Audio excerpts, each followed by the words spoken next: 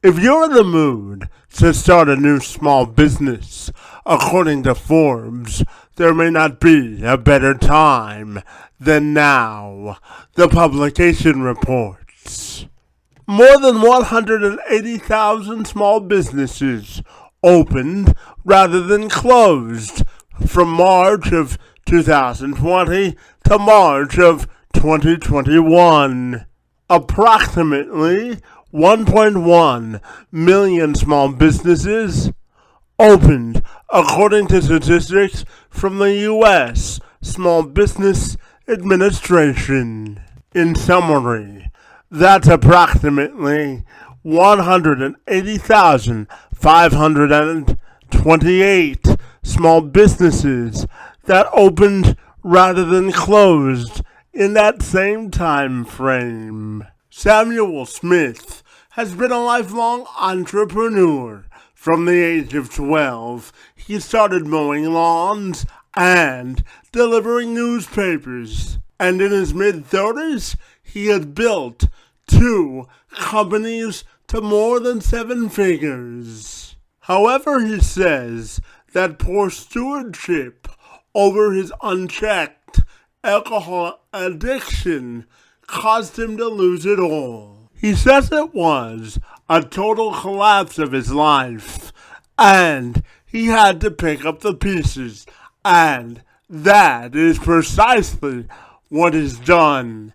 It's been 4 years now, and Smith is sober after what he says was hitting rock bottom, and now he's committed to showing others the pitfalls of his ways so he can be seen as contributing to the conversation of progress and helping others divert from making the same mistakes that he did.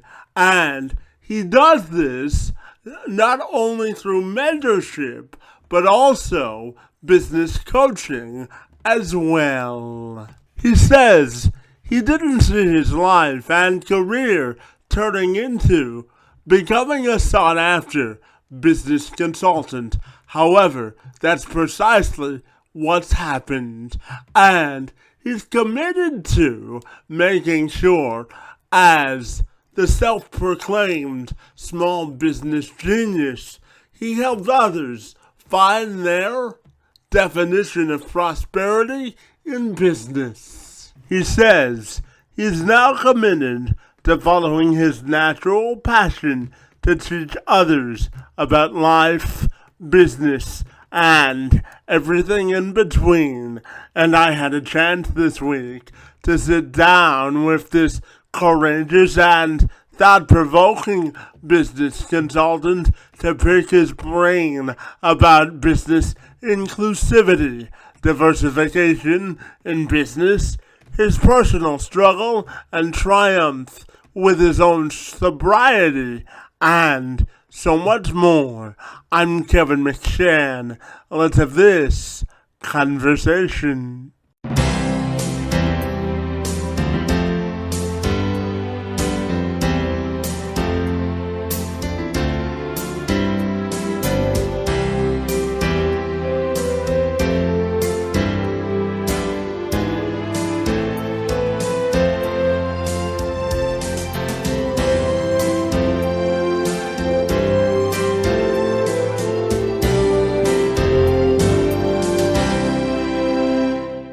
Sam, if you're ready, I'll take a moment to welcome you to the program. And I'm super excited to be with you this afternoon to learn all about your career and business, life, and everything in between. Great to see you this afternoon. And thank you so very much for being here. Well, thank you for having me, Kevin. I appreciate it. Absolutely. Now, Sam, I know that you've been a sort of lifelong entrepreneur. You started your entrepreneurial journey by delivering papers and mowing grass. So I'm curious to take me from that point to where you are today and just share a little bit about your journey to start our conversation, because it seems like it's a fascinating journey, isn't it? It is, Kevin. Yeah, thanks for that. So before I start that, tell me a little bit about your audience, Kevin. What part of my journey do you think they'd be most interested in? Well, I have to tell you, people that listen to this podcast come from a variety of walks of life. Business people listen to this, single moms listen to this. Uh, like I said, business people and CEOs, everyday people. So I want you to be as authentic and transparent about your journey as you can, because you never know who will be listening to it, right? So, Absolutely. Okay. Well, like you said, man, I started out delivering newspapers. There really wasn't much else to do in the village I grew up in, but I had to make money. If I wanted to buy things, I had to go make money. I grew up. I didn't realize we were poor growing up. I had a wonderful childhood, wonderful. But there wasn't a lot of money to go around, So if you wanted to do extra things, it was just natural that you did chores for other people. You took on a paper route. I delivered milk. I washed dishes, and I did whatever it was that I could, actually, to pursue my passion, which was playing drums. So I was never trying to build like a business empire when I was a kid. What I would do is work as hard as I possibly could, save a bunch of money, and then go playing drums and playing music and try to make it as a musician. So that was my driving reason behind entrepreneurship. It was survival to be able to become a drummer, which I was fortunate enough to get to do. yeah, absolutely. And based on your personal story, Sam, I'm also curious to ask you about how you view the term perseverance, because I know there was some adversity in your life that you had to overcome. So I'm curious, how do you view the term perseverance based on your own life story? That's a good one. That's a good one, Kevin. See, now perseverance is summed up as never giving up, but it's a little bit more than that. It comes to the understanding that as people, you have to get up every day and go to work. You have to have some form of income. You have to create money somehow in order to live. And it wasn't until I understood that I could actually create money by doing things I love to do that I had something to persevere towards. So for me, perseverance is easy because I know now what I'm persevering towards, what I'm really working towards, so the definition of the word evolves as you evolve as a human. Yeah, and talk to me about finding your passion, because, Sam, I believe that life isn't always a linear path. I'll use myself as an example. Sam, I was born with what's called spastic quadriplegia cerebral palsy. Simply means that I don't have enough oxygen in my legs to walk normally. But I've always told myself that discovering my passion means that I discover what my definition of success is, and that for me is having in-depth conversations about a variety of issues. So talk to me about the importance of defining what that passion is in life. Okay, yeah. So it's the passion that provides the fire.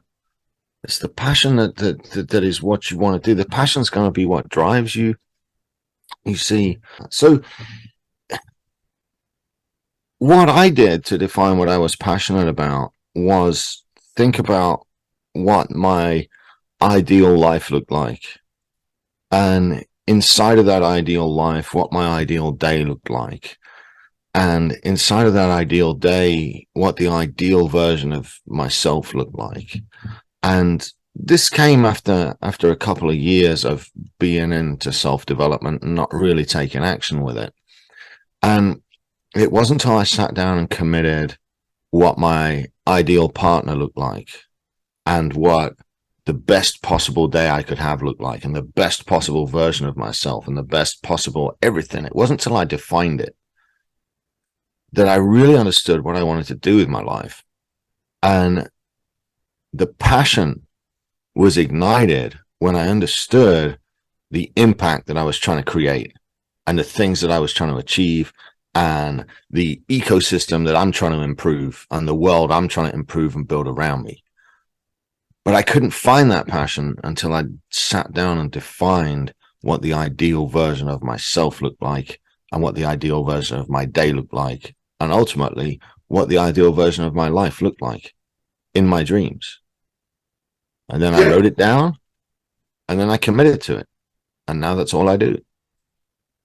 And talk to me about having the discipline to do that, because I know at a certain point in your life you struggled with alcoholism, and that really impacted your life and wanting to turn it around. So talk to me about having the discipline to stay committed to something, and your battle with getting sober, because I know it was quite the journey for you.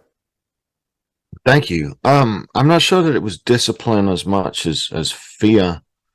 Um, I had very recently, before I got sober, I'd very recently watched a dear friend's partner pass away from cirrhosis and liver failure. And she was in her mid 40s. And so that was quite scary to watch somebody from my immediate friend group die from drinking too much and from being unable to control their drinking. And, I thought at first, well, let me just not have a drink today. Let me just see if I can make it through today. I just won't have a drink for today. And I kept thinking that over and over and over every single day. And I thought, well, I'll just wait till Friday. And then I got till Friday and I'm like, well, that's been 6 days. I wonder if I could wait till tomorrow. That'd make it a week. And I just knew that I couldn't keep drinking. I just couldn't do it. I would be dead. I'm 42 now. And if I hadn't stopped, I would be dead. Or I'd be hell on the way there. And the discipline to stop drinking came from having a choice. Do you want to die now or do you want to die later? And I just figured I had way too much to live for to die now. So I'm going to die later. Thank you very much. And what are some of the things I do to stay alive and make more money and be in better shape and to actually, get my shit together? Because at 37, I'd got all the money in the world and I just didn't have my shit together. I was out of shape. I was severely alcoholic and my business and my entire world collapsed because of it. So at that point, you got two choices. You're going to die now or you're going to die later. What do you want to do in the meantime? You pick. Well, Sam, I always tell people that in life we prioritize the stuff that's important to us, right? And it's all about defining priorities, isn't it? Absolutely. You've got this, and the way I came across my priorities, Kevin was saying, imagining the best version of myself, and the best version of myself is a rock star, and he's in shape, and well, that means if I'm going to be the best version of myself, I've got to go to the gym, and if I'm going to be a rock star, I've got to practice at music, and if I'm going to be wealthy and make $250,000 a month, I've got to work on projects that'll pay that much. And if I'm going to pay 10% of my income to charity and start a foundation, then I have to speak that into existence and go and do it. And that's where the passion comes from, pal. Yeah, absolutely. And I know that you've also helped to build businesses and to multiply their income. And of course, anyone watching this can see that you call yourself the small business surgeon. So I'm curious, where did the name come from? And tell me about building businesses and the foundation you have to do it successfully. Thanks, sir. Yeah, the name, it came from just divine inspiration, I suppose. I never intended to set up as a business consultant. That wasn't my intent at all. I had lost my company due to the alcoholism, and I was starting over, and I started to sell real estate, and I got quite good at selling real estate, because essentially it's just having good marketing and having a good CRM and having good follow-up systems. It's the same as any other business. And I had been quite severely hurt by internet, by internet money and internet marketing. So I decided to go brick and mortar and sell real estate for a little bit.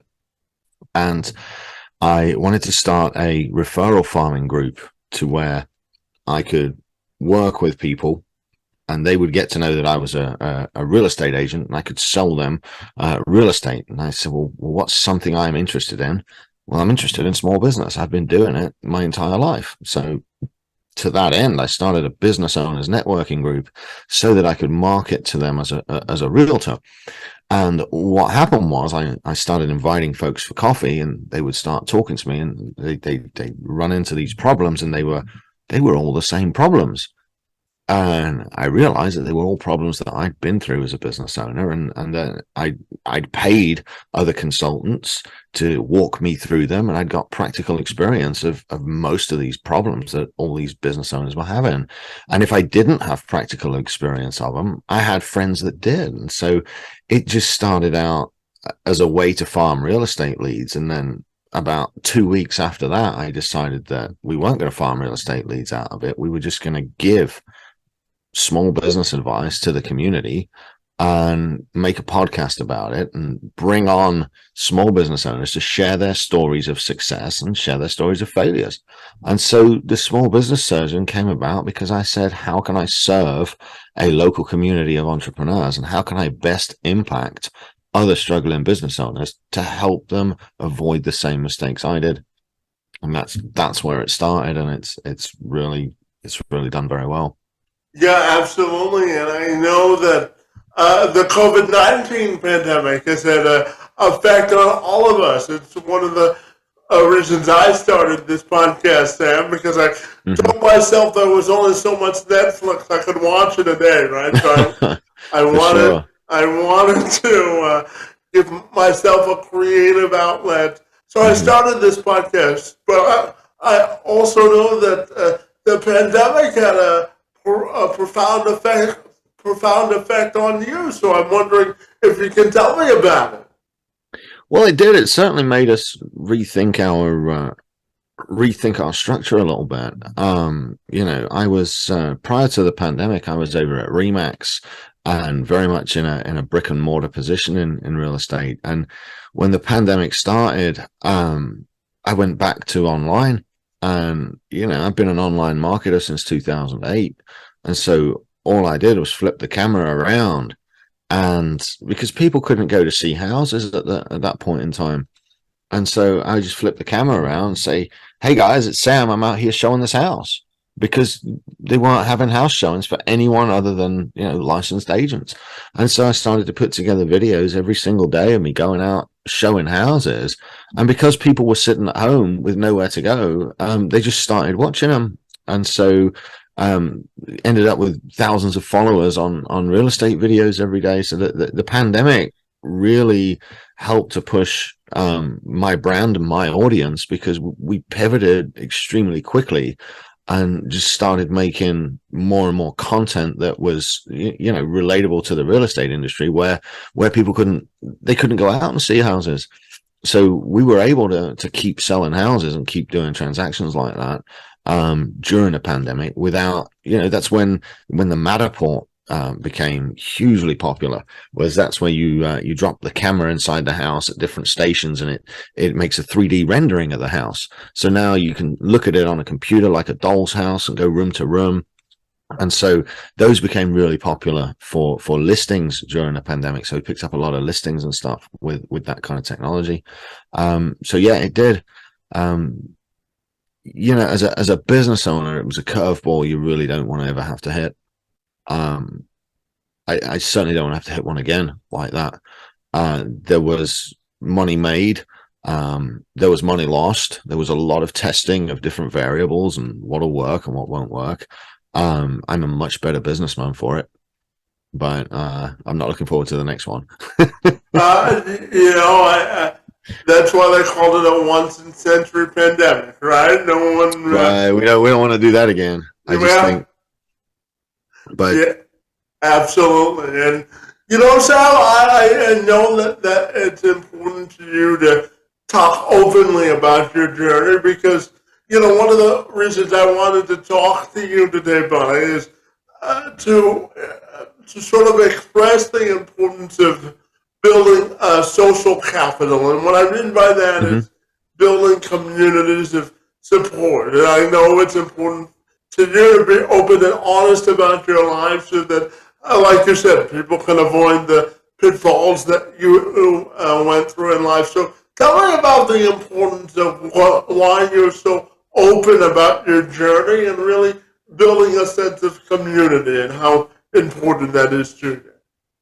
Man, look, nature's brutal. Like this shit is hard. Like life is hard. Why wouldn't I share it? Why wouldn't I build a community? Why wouldn't I share what I learn with people to help make their lives easier? Because it's hard, dude. Like, if you want to succeed and you put the work in every day and you work your ass off at it, you'll make it. But it'd be a hell of a lot easier to make it if somebody like me is shining a light behind me saying, hey, come this way, guys. This is how it works. Why wouldn't I give that away? That makes everybody better, dude. It's so important that I can pass that on, and then those people learn and they can pass it on, and those people learn and they can pass it on. And if everybody that learns from me drinks more water and exercises a little bit more and remembers to take their vitamins and all that other good stuff, and then they start saving some money, and then they start giving to charity, and they start picking up trash when they walk past the trash can, and if they all just do that, I can impact one little guy at a time. And then all of a sudden we live in a world where there's no trash and where people hold doors open for each other and where people say please and thank you. You just lead by example, man. That's why you create these communities. If you want to make the world a better place, make your world and the world that touches it a better place. Well, I tell you, civility goes a long way, doesn't it? Mm-hmm. Yes, sir. And Sam, I'm also curious to ask you about celebrating life and the importance of celebrating wins in life and how important that is to you. And that's something I don't do enough is celebrate wins. It's incredibly important that you do it, and it's very easy to forget. What it does in celebrating a win is, like, as entrepreneurs, we see the things we focus on and we don't see the rest of it. And we gain our self-worth by the things that we see that we're doing. So if I've got 4 things in my day that went wrong and I've got 4 things in my day that went right, if I don't take note of the things that went right, the only thing I will focus on is the things that went wrong. So it's very, very, very important to write down your wins every day, because then you can focus on those wins. And I struggle with this. I get it. I hit it about 4 or 5 days out of the week. I fall asleep on the couch half the time. But by writing those wins down, by trying to commit to that, it focuses you on the things that went right that day. It focuses you on the things to be grateful for that day. And it allows you to check off a done on your to-do list. But if you don't write those wins down, if you don't celebrate those wins, you'll be drawn to the things that went wrong, because that's just the nature of who we are, and you'll start to feel bad about yourself. So that's why you always celebrate wins, mate. Yeah, absolutely, and it also allows you to build and create bigger goals. Would you agree with that? Absolutely. Yeah. Like the more you create, the more you can raise that bar up if you like. But one of the most important things I've learned is not to measure your success against everyone else's. You're just competing with you from yesterday. You're just trying to get a little bit better every day on your journey. Yeah, I always tell people the only level of expectations you have to meet are your own, right? Absolutely. As long as you keep your gratitude higher than your expectations, things will be all right. Absolutely. And Sam, I also know that you live by the philosophy that no one is a superhuman. We're all normal humans doing super things. So I'm wondering if you can explain that philosophy for me. Yeah, absolutely. Like, fundamentally, we're no different. It's just what we decide to do and how we decide to spend our time. So I may look up to others as super successful, and others may look up to me as successful, and think that they can't do this kind of thing, think that I can't do this for a living, or I can't be an entrepreneur, or I'm not good enough. But the truth is, you can create whatever reality that you want. All you have to do is decide what you want to do, write it down, commit to it, and focus on it every single day until it's happened. That's it. Anything you want to do, you can bring to reality. And so that's the most important part of this.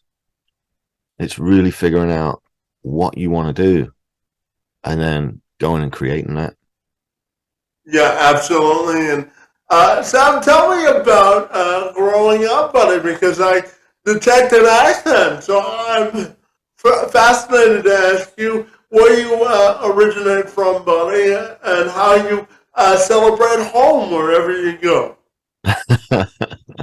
I'm originally from northeast England, from a tiny little farming village, and it's maybe about 20 minutes outside of York. And I came to America at 19. I was asked to play drums for a band up in Dallas. So I came on every 19-year-old musician's dream. I got me a little US tour. I came out here, and I ended up staying. But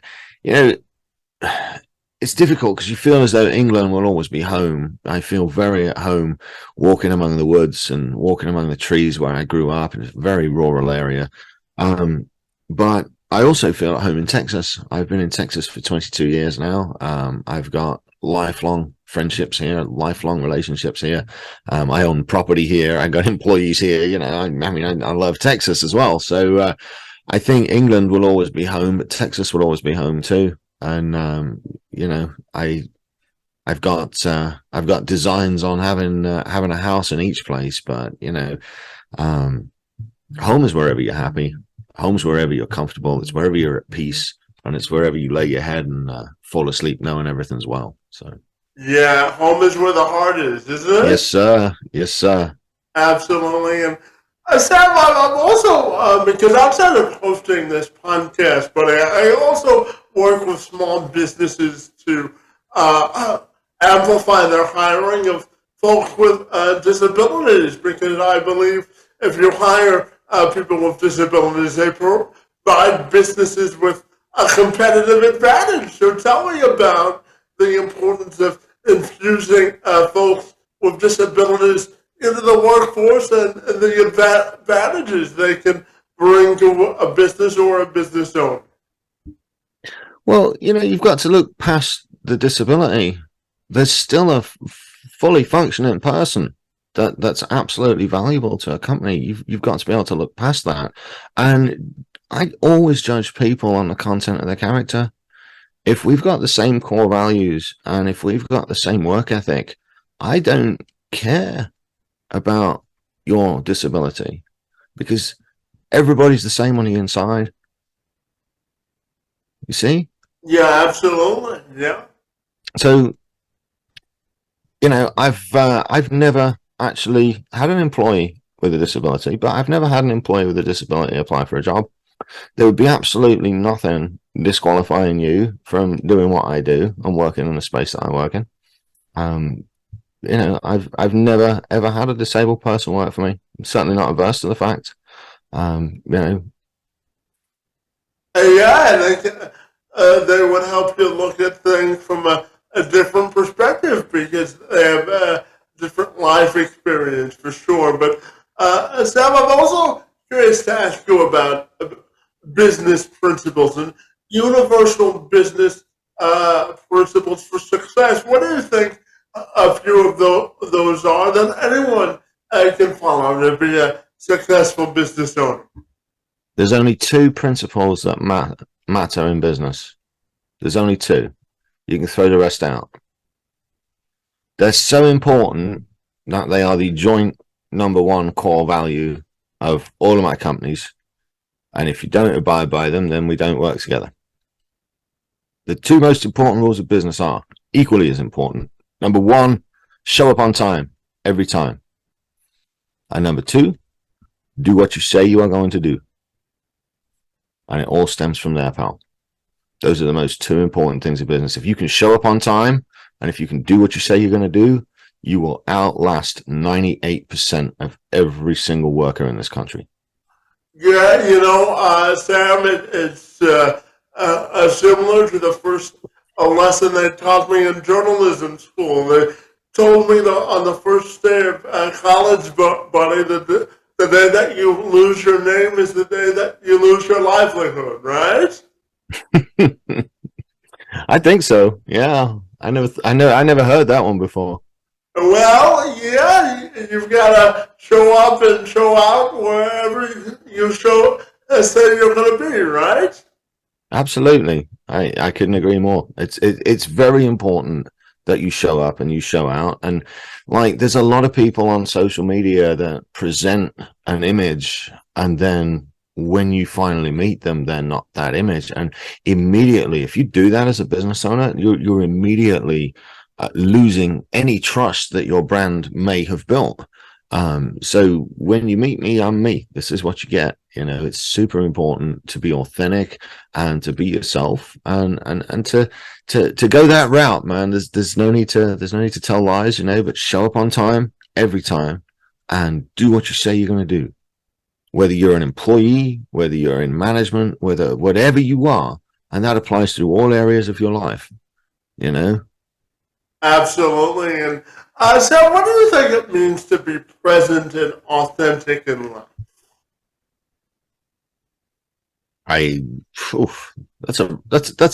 That's an interesting one, Kevin. What's it mean to be present and authentic in life? I don't know, but one of the things I do know, especially with authenticity, is you get where you want to go a lot faster by telling the truth and telling it quickly and getting to the root of the issue. In business, in relationships, in everything, even when talking to yourself, you get a lot faster when telling the truth and telling it quickly. So I would say that that's probably the best place to start with that. Yeah, absolutely. And Sam, tell me, when you look at your life and your legacy, my friend, I'm curious how you want that to be defined, and how you sort of challenge yourself to be 1% better than the day you were before. Well, I've got a lot of targets. But my main target is to have my epitaph say he was a good dude. That's it. I've got a lot of ideas for charity and for helping people that are starting to really take root. I just want to impact people. I want to be able to give just any tiny little bit of knowledge that's going to help them avoid the same mistakes I made, that's going to help them get to financial security quicker than I got to it. I just want to have as positive of an impact as on many people as possible. That's it. So all I wanted to say at the end is he was a good dude. He did a good job. And then everybody that knew me would be able to have a story that said, yeah, I remember when he did that. See, have just a little impact on everybody I come into contact with. Yeah, it's all about, Sam, I always tell people to celebrate their differences because there's strength in diversity, right? Absolutely. Yes. I mean, I think that, man, I think that people forget that even though there's mass amounts of diversity on the outside when it comes to people, we're all the same on the inside. So, Sam, tell me if people want to get connected with you, my friend, what's the best way they can do that? Well, Kevin, you can find me all over the internet. So I am just at Small Business Surgeon, or you can find us obviously at smallbusinesssurgeon.com. If they want to talk to me about maybe cutting open their business, having a rummage around on the inside and seeing what kind of operations we can do to help them out, I'd be more than happy to have that conversation. And man, there's over 200 episodes of interviews and monologues over on the Small Business Surgeon. So you'll be sure to check it out, man. Absolutely, my friend. Well, I want to thank you for engaging in this conversation about small business, a little bit about your life, and everything in between, my friend. I appreciate the authenticity of this conversation and for your candor this afternoon and your work in the space. And Tom, on my behalf, is most appreciated. And I want to thank you for being here today. Absolutely, Kevin. Thank you for having me. It's been a pleasure to be a guest.